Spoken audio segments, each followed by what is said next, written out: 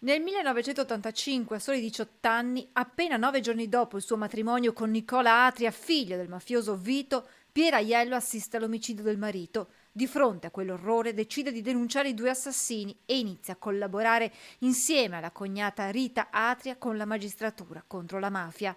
L'onorevole Aiello ricorda ancora quando dovette abbandonare tutto. Sono partita con 2 borse, una piena di giocattoli e una con l'abbigliamento mio e della mia bambina. Io non ho portato nulla via. Praticamente è come dire che dai un colpo di spugna e rinizi tutto da capo.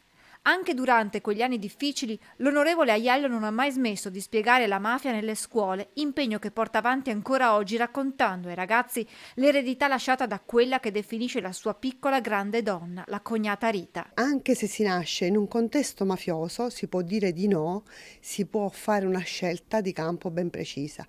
Vengo dai ragazzi pure per insegnargli soltanto una parola, il rispetto. Rita, dopo l'attentato di Via D'Amelio, si tolse la vita non riuscendo a sostenere il dolore per la morte di Paolo Borsellino, che per lei e la cognata rappresentava molto più che un magistrato.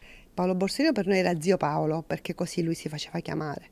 Lui, a parte avere il ruolo importante che ha rivestito, era una persona molto umana, un padre di famiglia, una persona che ci è stata sempre vicino, una persona, la spalla amica, dove noi abbiamo pianto. L'associazione Gens Nova ha voluto portare la testimonianza dell'onorevole Aiello anche in Veneto, terra che fino a qualche anno fa si pensava immune dalla mafia. Dai dati che abbiamo, la diffusione del fenomeno mafioso, inteso come organizzazioni criminali, non solo di natura, diciamo, siciliana, ma anche l''ndrangheta e la camorra, è ben presente nel tessuto imprenditoriale della regione Veneto. Insieme alla dirigente scolastica provinciale Barbara Sardella, Gens Nova ha organizzato l'incontro dell'onorevole Aiello con gli studenti delle scuole superiori di Treviso, che in massa hanno risposto all'invito. Si parla di vita reale, l'onorevole parla della sua esperienza e trasmette la sua esperienza personale agli studenti.